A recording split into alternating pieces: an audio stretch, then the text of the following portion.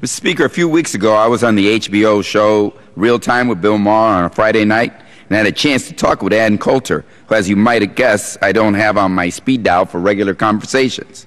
It was a couple of days after Donald Trump announced he was running for Republican nomination because he thought Mexican immigrants were criminals, drug dealers, and rapists. So when it was my turn, I told Mrs. Coulter, and by extension Mr. Trump, that what they were saying about Mexican immigrants would serve as a voter registration machine to turbocharge voter registration in the Latino and immigrant community, all because of their particularly mean and, frankly, let's be honest, racist attacks on Mexican immigrants.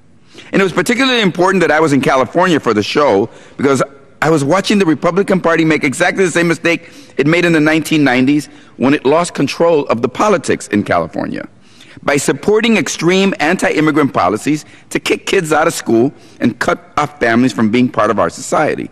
California went from a purple state that had given the Republican Party important leaders like Richard Nixon and Ronald Reagan, and in just a few years was transformed into a deep shade of Pacific blue. Why?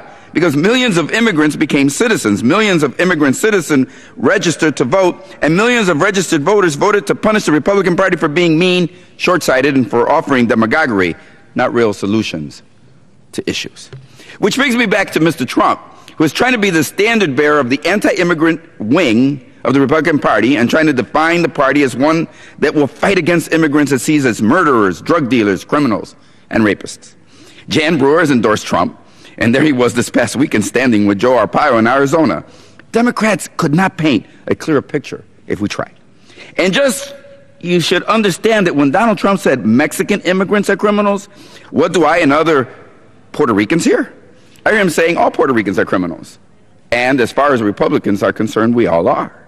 And millions of others hear Hondurans and Colombians and Dominicans. And it is clear to all of us that what he is really saying is that all Latinos are suspect, whether we were born here or not. And look, Trump's stereotyping is nothing new. Every single wave of immigrants has met the same resistance. They say they are lazy, they are bringing crime and diseases, that they're not like us, and they're coming to kill our sons and rape our daughters. Whether you came to Chicago from Mexico a decade ago or from Mississippi in the 1950s to escape Jim Crow, you're the same thing.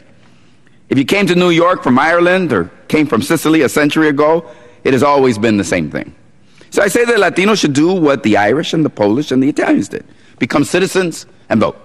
To my constituents and anyone today that is offended by what Donald Trump stands for, I have a simple message. Hazte ciudadano. Become a citizen.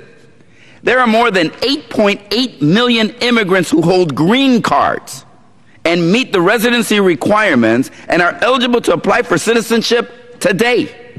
That includes about 5 million Latinos who can apply to become citizens today. And Mr. Speaker, let me fill you in on a little secret. With fee waivers, up to 20% of all of those 8.8 million will pay absolutely nothing for their citizenship application.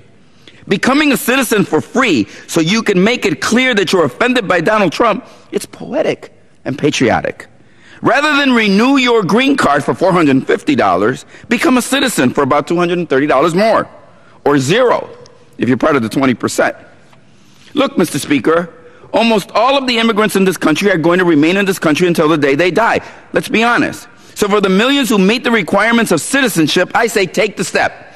Learn the language, learn our history, and how our government works, and take the test. Every time you see Trump's face on your show, on your TV, vow to learn a little more English or a few more history facts so you can take the citizenship test. Let's turn the ignorance and the hatred of a TV personality running for president and turn it into something that strengthens democracy for all Americans. And you know what? If millions of people naturalize, become citizens, and we add to that the million Latino citizens who this year will turn 18, plus all our allies in the African-American community, the LGBT voters and younger voters, environmental voters, women voters, Asian voters, union voters that are being pushed away by the Republican Party, all the people they don't want in their coalition constitute a majority of Americans. Together, we are the new American coalition that will dominate politics for decades to come. And together, we will create a stronger, more inclusive, and more egalitarian nation.